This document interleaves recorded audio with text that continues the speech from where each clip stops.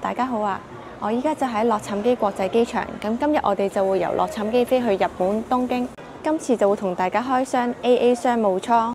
今次我哋會帶埋1歲半嘅 BB 一齊搭飛機。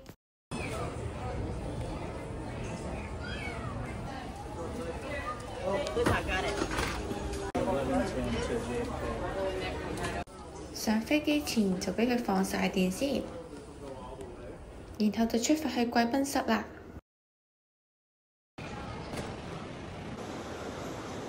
第一次遇到貴賓室唔開啊，真係唔好彩啊！今日真係未試過遇到呢啲咁嘅情況啊！我哋就揾咗一個位置坐低休息。原本就想去貴賓室嗰度行下啦，去影下嘢嘅，但係依家就去唔到啦，真係有啲可惜啊！BB 突然落地跳舞，你做咩嘢啊？我哋坐嘅波音770客機，啱啱上機咁就叫咗杯香檳。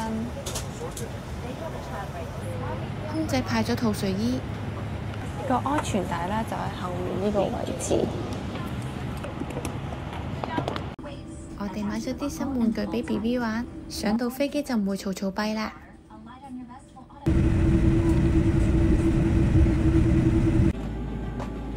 On its way to one of our many destinations across the globe.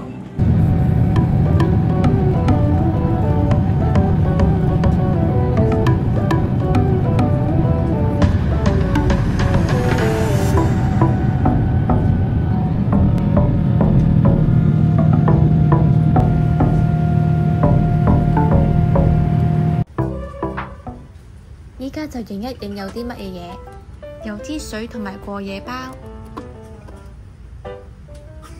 裏面一對長襪，仲有眼罩，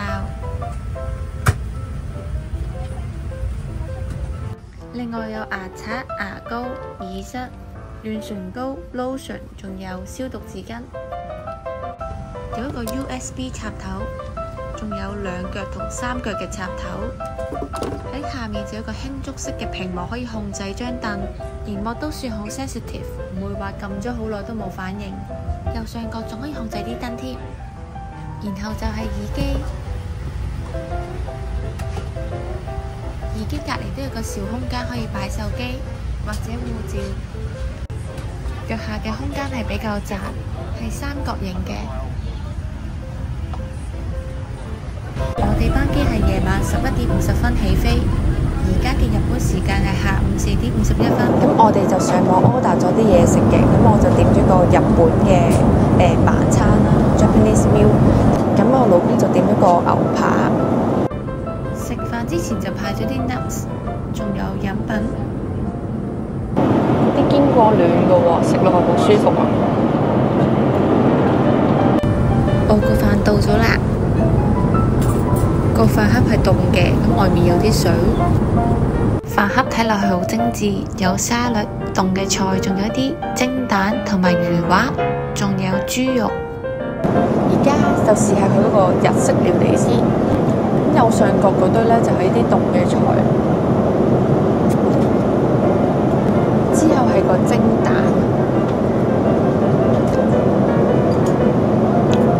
又蒸得幾好喎，幾滑。好似食緊嗰啲啫喱嘅，然後就係蝦沙律啊，啲沙律都可以嘅，佢有啲海蜇喺度。然後就係主菜，啲魚係好硬，而且係有明顯嘅腥味。右上角就係白飯，綠茶超淡，冇咩味道，個味噌湯就係超酸。小菜我就冇食到。雪糕就太甜，上面嗰啲水果都好有科技感。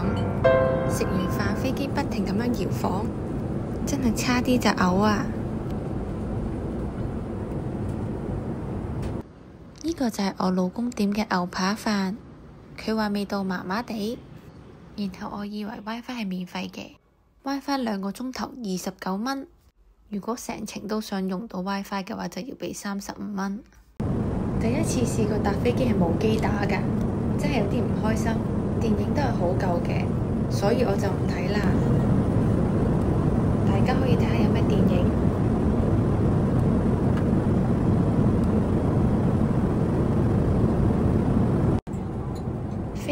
飛咗2/3嘅航程啦，咁我係時候就梳洗休息下。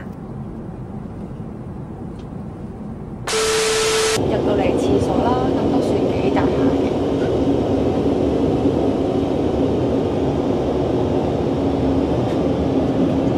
轉身啦，呢度就有塊鏡。BB 好乖啊，起飛之前已經瞓着咗，都冇點樣喊過。好啦，咁啱啱就換好睡衣啦，而家就準備瞓覺啦。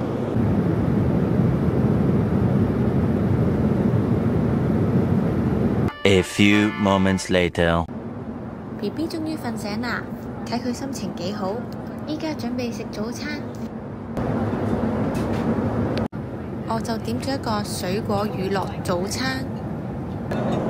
仲有1個鐘頭45分鐘啦，我哋就會去到東京啦。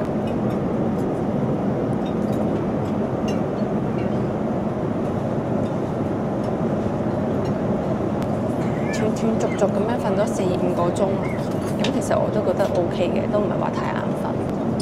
今次搭飛機就瞓得唔係太好啦，因為呢，佢嗰個氣流好勁啊，成架機都挫下挫下咁啊，好似玩緊過山車。咁我以往呢都會飲呢支嘢嘅，但係今次我就冇飲啦，因為攰得滯。咁我都瞓到好似4個鐘左右啦，咁我都覺得 OK 嘅。下一集我哋會乘搭日本航空商務艙，由日本東京飛去香港。